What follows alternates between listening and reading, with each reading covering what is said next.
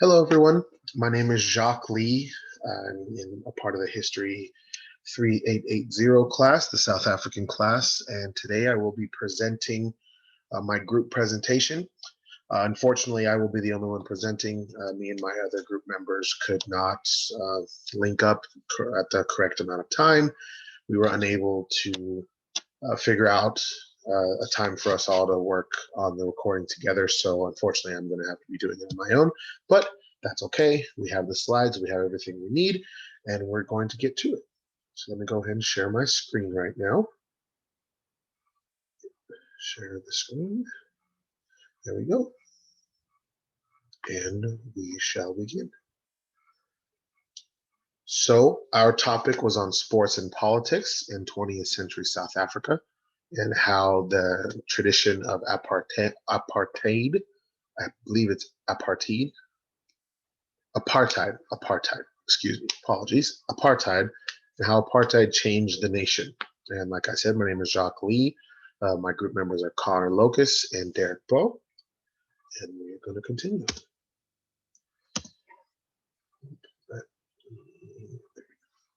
So we're going to start off with a brief history of apartheid. It started in 1948 after the Afrikaner party won the election, and they set in the policies like the Bustana policy of segregating people. It was just for a way for the white South Africans to take control and really dominate the political sphere in South Africa. And they wanted to really just control the non-whites in South Africa as much as they possibly could. And apartheid was the best way for them to do that. They figured that if they had control over the majority of the people in South Africa, which were non-white, then that was a way for them to run the country exactly how they wanted. And that's exactly what it was. Apartheid was something that, non-whites and whites were completely segregated. They weren't allowed to do anything together. No mixed race relationships. You weren't allowed to live in the same neighborhoods, different things like that. And based on our topic, they were not allowed to play sports together. Sports were completely segregated. You were not allowed to go to different countries and play with teams that were integrated, teams that had integrated, or countries that had integrated teams were not allowed to come to South Africa and play because of apartheid. The government just really stood firm on apartheid, and their policies were, set in stone. They weren't really going to change it, and they felt that there was no need for them to change it. And they rode with that. And as the years went on, there was people that were peacefully protesting and, decided they wanted to let everybody know how things were going in South Africa with apartheid, and including Nelson Mandela, one of the key figures of the South African resistance against apartheid. He was probably the key figure, I would say, in making strides towards the eventual end of apartheid. But some of the most significant things that happened during this, in regards to sports, was the UN banning South Africa from a lot of different things because of their racist policies in 1974. Like it says here on the bulletin, the UN was not in favor of apartheid, and they believed that the rest of the world was catching up in terms of not having these segregation laws, and South Africa was just falling behind. And they felt that there was no need for them to be a part of the UN anymore, so they banned them in 1974.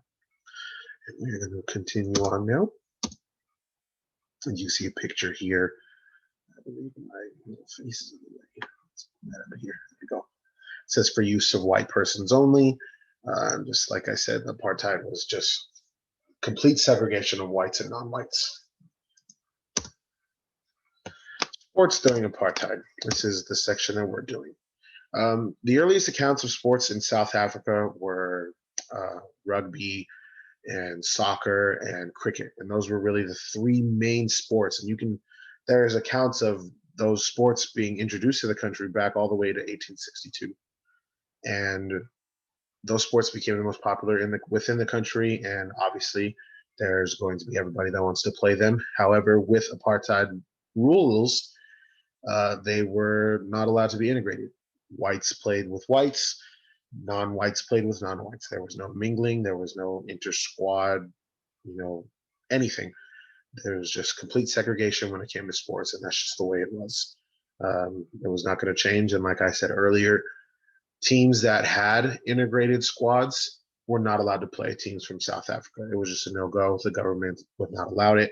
They just believed that their rules were the right way, and if nobody wanted to follow them, then they didn't have to play them. Move on here. We have 7 traditional policies of the South African sport, and like some of these are what I had mentioned earlier. Like the white and non-whites were completely separated. There was no mixed sports within the South African borders, whether that was local or anywhere within South Africa. There was no mingling when it came to races and sports. Did not mean to move on there. Apologies for that, but we're going to move on. As the years went on, with apartheid becoming more critical and more crucial when it came to sports, and the world really recognizing things that were going wrong in South Africa, there started to become a lot of pressure on South Africa to change their ways. In the 1960s, there was a lot of different international sporting federations that wanted South Africa to change their ways. They were not in favor, especially the fact that they weren't allowed to go there, and South African teams wouldn't play their teams if they had mixed race squads. And it got to the point where in 1964, FIFA, which is one of the largest soccer corporations in the entire world, they banned them. They banned them in 1964 because of the laws, and they told them that in order to get back into the FIFA, you need to change your laws. And then in that same year, in 1964, the Olympic Committee told South Africa that they needed to change their laws. And South African government would not budge. They stood strong. They said that no matter if it was local or international, their teams were not going to be mingling with people that were non-white. And if people that were non-white wanted to go, they could. But their main sporting teams that were funded and that had all of the best players in the country were not going to go if the other countries had teams that were not fully white. And so it got to the point where the Olympic Committee just said, okay, that's it. And South Africa was banned from the 1970 Olympic Games. So the picture here, you can see the picture of the Olympics, rebuff South Africans here. Here's just a logo of FIFA right there. Now, like I said, as the pressure continued to mount for South Africa to change their ways, more and more people started to notice. It became international headlines when, there's an entire country that will not change their ways, especially when it came to sports. Sports is something that is supposed to bring people together, and it's supposed to, it's supposed to bring a sense of encouragement and pride, really, especially when you're playing for your own country. It's a sense of pride, and people started to realize that there was just something going on in South Africa that was not right. People that wanted to play a sport for their country were not able to just because of the color of their skin, and that didn't sit well with a lot of people in the world. There was a group, you can see right here in the bulletin point, the Halt All Racist Tours. They were a peaceful protest group and based out of New Zealand, and they had organized a protest from South Africa to come and play rugby in New Zealand. South Africa was doing a tour in rugby in 1981, and this group protested it, and they got it shut down because they felt that it was not right for South Africa to come to New Zealand when New Zealand had integrated squads, and South Africa did not want to play them anymore. And with that, a lot of other pressure started to come, and a lot of other people started to take notice. The NCAA, for example, which is the #1 collegiate organization in the United States, decided that they were going to pull scholarships from people that were from South Africa. So if you were in South Africa and you were a great track athlete, or you were a great soccer player, rugby, and there was a school in the United States that was willing to offer you a scholarship and you were able to play there, the NCAA banned that. They basically said anyone who is involved in South Africa, any athlete, is not allowed to receive a scholarship from any NCAA school. And that's basically all of them. That is basically every sporting school. So South African athletes were banned from doing that. And then there was also this thing that the United Nations did called the Register of Sports Contacts with South Africa.